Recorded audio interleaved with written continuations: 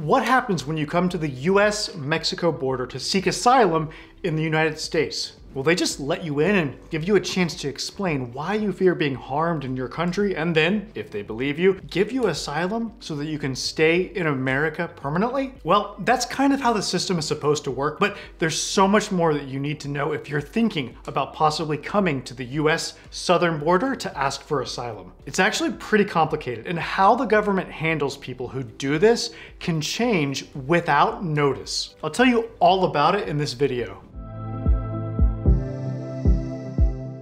I'm Brian Manning, and I used to be an asylum officer with the government, but now, as an asylum lawyer, I help immigrants all over the country secure their future in America through asylum. Okay, before I get started, let me just say that US government policies on how to handle people who come to the southern border to seek asylum change all the time. What's good information one day might not be the next day, because there are so many changes surrounding border enforcement. For example, with COVID, Donald Trump enacted and then Biden kept enforcing for a long time a policy that kept most people from even being allowed to present a claim for protection. They were getting pushed back into Mexico within 15 minutes of crossing the border. But then that policy ended and there was tons of uncertainty about what would happen next, and the Biden administration came up with a new plan that would make lots of people ineligible for asylum. And then people brought lawsuits over that new policy, and a court could step in at any time to block it, as they've done in the past for lots of immigration policies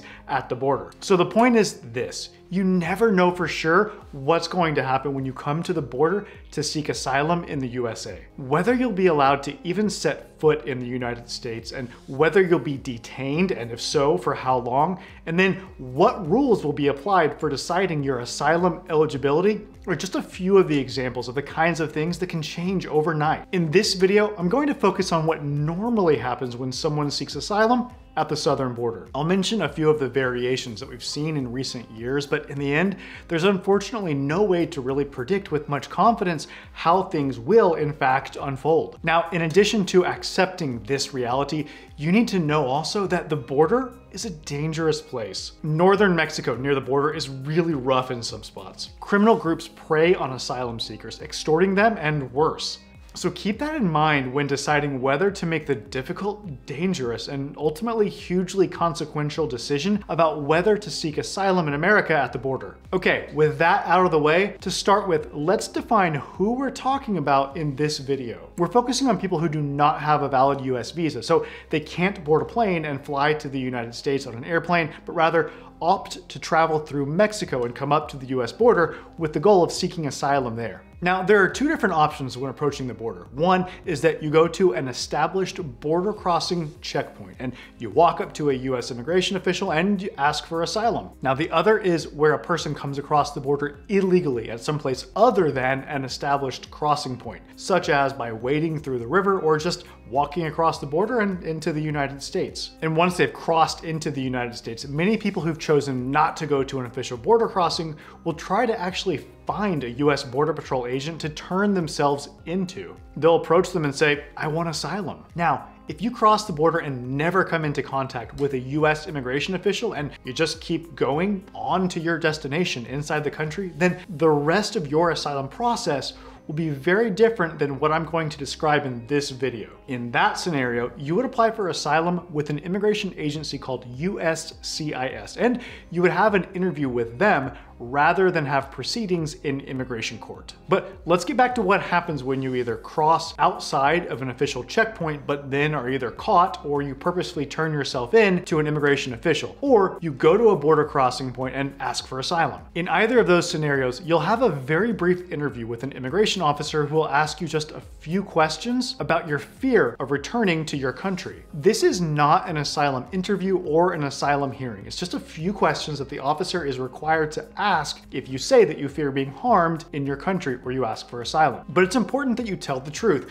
and try to be as detailed as possible, because the authorities down the line, further along in the process, well, they can see what you said during this encounter, and they'll use it against you if it contradicts anything that you later tell the government. Okay, importantly, when you have contact with an immigration officer upon coming to the border, you're going to be detained. You may have heard that sometimes people who come to the border are just let into the country, and that's true, it happens. But you can expect to be held at a US government detention facility for at least a few hours, and much more likely, a few days. And the truth is that you might be held even longer. It could be weeks or even months. And yes, some people have even been detained for years after coming to seek asylum at the border. So why are some people detained mere hours while others may be detained much, much longer? Well, here's the thing. The US government wants to keep asylum seekers detained while their case is considered by an immigration judge, which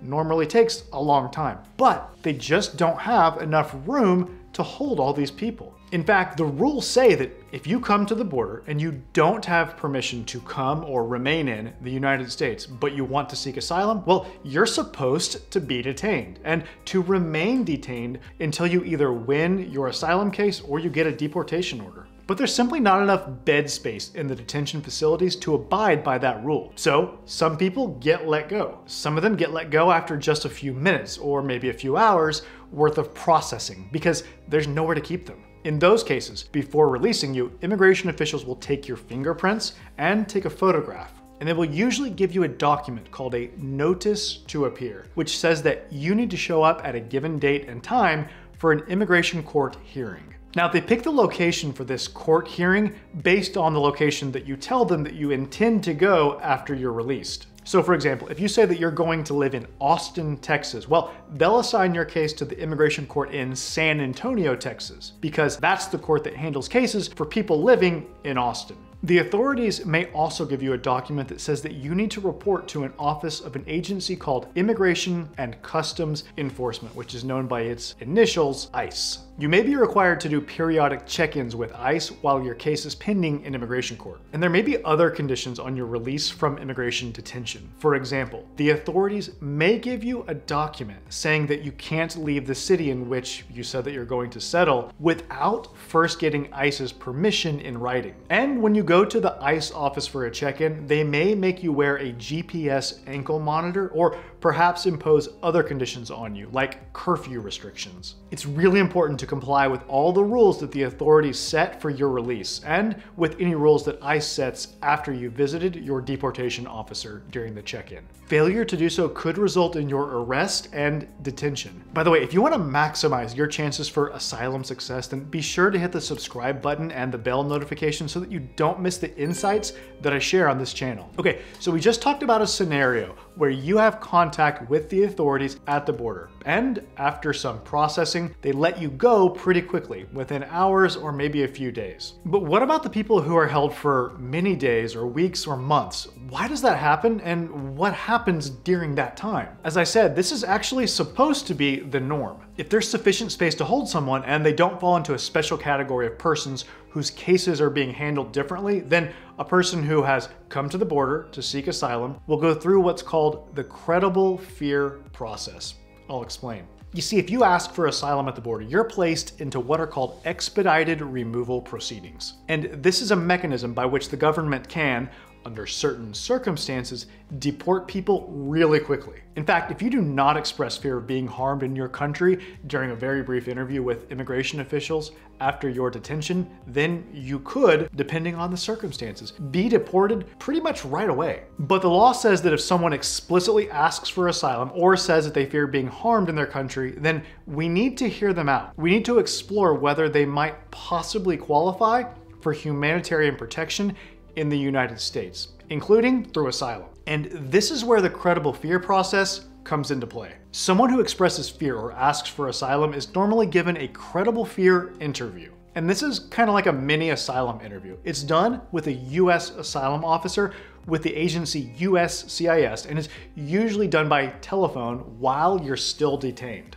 And this interview usually happens within a few days of being detained, but sometimes it's further out. You should get notice about the credible fear interview at least a couple days before it actually takes place, during which time you can contact a lawyer for help, and I strongly recommend that you hire a lawyer before your credible fear interview. When it's time for your credible fear interview, you'll be placed alone in a room with a telephone, and on the other line will be an asylum officer. They'll read you some information about the purpose of the interview and will then ask you a bunch of questions. They'll ask for biographical information and about your journey to the United States, and then they'll get to the heart of the matter, questions about what has happened in your country and why you're afraid to go back there. They want to know whether you've suffered harm in the past that is serious enough to rise to the level of persecution, and whether you're likely to be seriously harmed in the future, and also why you're being targeted. What is it about you that makes the bad guys want to hurt you? You see, to win asylum, it's not enough to show that you've been persecuted, harmed really badly in the past, or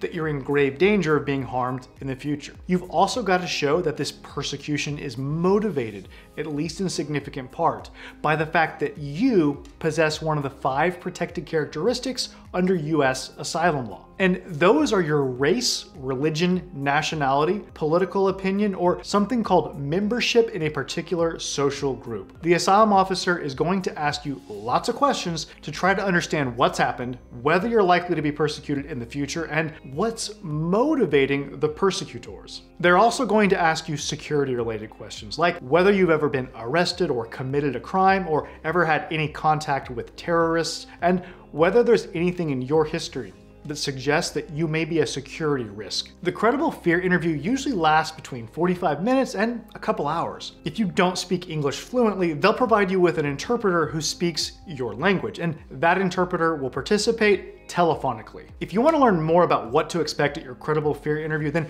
check out the description to this video where I'm leaving a link to a full-length training that I created all about the credible fear interview. So after your credible fear interview, sometimes within hours of it, but sometimes a day or two later, you'll get a decision, and the people at your detention facility will inform you of the asylum officer's decision. If it's a positive decision, that means the officer thinks that you at least might be able to actually win an asylum case. To be clear, getting a positive credible fear decision is not the same thing as winning asylum. Rather, what it means is that your case looks like one that might be viable. You've convinced the government that you should at least be heard out in more detail, that you shouldn't be deported right away. If you get a positive credible fear decision, you'll likely be released from detention. This might happen as soon as a day or two after getting the positive decision, but it's not always like that. It might take a week or two or even longer before you're finally freed. Once released, you'll be given a notice to appear. That's the document that we talked about earlier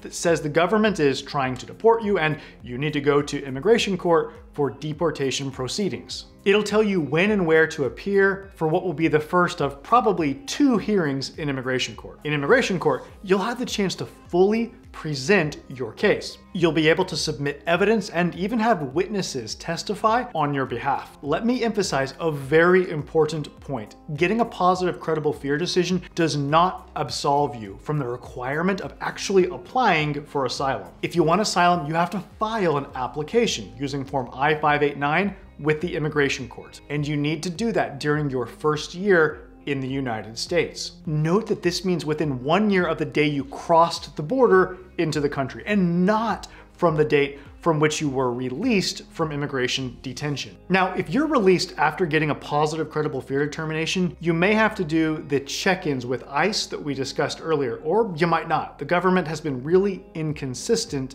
regarding this requirement. Notice that I said if you're released after a positive decision. I say that because not everyone who gets a positive result is in fact released from detention. As mentioned earlier, the rule says that everyone should be and stay detained while their immigration court case is pending. It's just that owing to a lack of space to hold people, they've got to prioritize who should remain detained and who should be let go. And the government's policy for the last few years has been to normally let go the people who receive a positive credible fear determination, letting them pursue their case while living freely in the United States. But to be sure, some people who receive a positive credible fear decision remain detained, and they have their court hearings while still in immigration detention. And it can take months for that process to run its course. And even if they do release you upon a positive credible fear decision, it could be days or weeks between the decision and your actual release. Okay, we've discussed what happens when you get a positive decision after your credible fear interview. What about if you get a negative decision? In that case, the people at your detention facility who inform you of this unfortunate news will ask you if you want an immigration judge to review the asylum officer's negative decision. And this is basically an appeal. If you say no, then you could be deported in very short order. But if you say yes, then you'll have a hearing with an immigration judge, which could be in person or by video conference. It should take place within a few days of your credible fear interview, but that doesn't always happen. It could be longer. The judge will review the written materials produced by the asylum officer. They'll read the notes that the officer took during your credible fear interview, as well as the justification for the decision. The judge will probably ask you a few questions, but to be honest, most people in this position don't really get much of a chance to explain themselves or to show the judge why the asylum officer's decision was wrong. It's usually a quick hearing with an almost perfunctory feel before the judge affirms the negative decision. Now, if that happens, if the judge agrees with the asylum officer, then unfortunately, you could be deported imminently. I mean, within a matter of days in some cases. Now, there is one last-ditch effort that you can make to avoid that outcome. You can ask the asylum office to reconsider their decision, but that's a long shot. It very rarely works. Okay, so what happens if the judge who is reviewing the negative credible fear decision disagrees with it? Like if they think that you do meet the requirements to receive a positive decision? Well, they'll overturn the negative decision, and then you'll be in the same position that you would have been in had the asylum officer given you a positive decision to begin with. Which is to say, you'll get the chance to have full proceedings in immigration court, during which you may or may not remain detained. Okay, I want to mention briefly a few other possibilities for people who come to the border to seek asylum in the USA. You could be released at some point after being detained, but before having a credible fear interview, with your credible fear interview being scheduled for later while you're free. And this is called a non-detained credible fear interview, and it's held at an asylum office. You would get a letter at some point telling you to show up for this interview. Now, another possibility is that you could get to skip the credible fear process altogether. Sometimes the authorities release people from detention with a notice to appear, which places them in immigration court proceedings without them ever having to do a credible fear interview. And this is good in the sense that you won't be at risk of a negative credible fear decision, which could lead to your imminent deportation. And instead, you get to fight your case in immigration court. You could also apply for asylum sooner. You see, a downside of the credible fear process is that as long as you remain subject to it, you can't apply for asylum. If you're put in expedited removal proceedings, then you have to wait till you get a notice to appear to be able to apply for asylum. And remember, the sooner you apply for asylum, the sooner you can get a work permit. You're eligible to apply for an employment authorization document 150 days after having applied for asylum. Okay, there are 3 more scenarios that I want to address regarding how things may play out for you when you come to the border to seek asylum. We're going to go through them quickly. The government recently, from the time that I'm making this video, started a new policy whereby people who want to seek asylum at the southern border are supposed to use a mobile application called CBP-1 to schedule a processing appointment at a border checkpoint. And it's kind of a disaster at present due to technical and logistical issues, but it does have promise to help create a more orderly system for seeking asylum at the border. The idea is that rather than just showing up at a checkpoint unannounced or crossing illegally, you should use this application to schedule an appointment to start the process of seeking asylum. You go to the designated checkpoint on your assigned day, and they do intake processing and eventually do a credible fear interview. And the rest will likely unfold along the lines of what we've previously discussed, with a positive credible fear determination, you'll get to present your case in immigration court proceedings, and a judge will decide your fate. Okay, another wrinkle to touch on briefly, the so-called Asylum Merits Interview. This is a relatively new program that was started more or less as a trial and very much in a limited scope. And then it was put on pause and then it was started up again. It's unclear whether it's going to be used going forward. And if so, who will be subjected to it? People who are put in this program get an asylum merits interview if they first get a positive decision in their credible fear interview. And the asylum merits interview will take place almost certainly while you're still detained. And if you get a positive decision in your asylum merits interview, then that's it. You've won asylum. And the point of this program is to try to make things go much faster, which is achieved by allowing the asylum officer who does the asylum merits interview to give you asylum if they think that you qualify, rather than passing you along to the immigration court system, which is very backlogged. In this program, with an asylum merits interview, you could, in theory, have a decision within just a few weeks of coming to the United States. And that's good in a certain sense, but the compressed timeline does make it really hard to prepare a solid asylum case, so there is concern about whether this program is fair. You cannot opt in or ask to be placed in this program. The government decides who to put in it. Last thing, there's a humanitarian parole program for people from Venezuela, Nicaragua, Haiti, and Cuba that allows people to get a travel document to enter the United States, either by plane or at a land border. If you're from one of those countries and you come to the United States through this special parole program, then you likely will not be detained and will not have a credible fear interview. Instead, you get to just come into the country and then apply for asylum with U.S. CIS. And your process will be with that agency rather than in immigration court. As you can see, this stuff is complicated and it's constantly changing, but at least now you've got a sense for some of the possibilities for what can happen if you do decide to seek asylum at the US southern border. If you're ready to take the next step and get individualized help with your asylum case, then call my office today, okay? That number is 713-352-1593. And remember, we help people all over the country, so it doesn't matter where you are. Call us now to schedule an asylum strategy session so that we can help you secure your future in America through asylum. Again, I'm Brian Manning, and it's an honor to serve you in your asylum journey.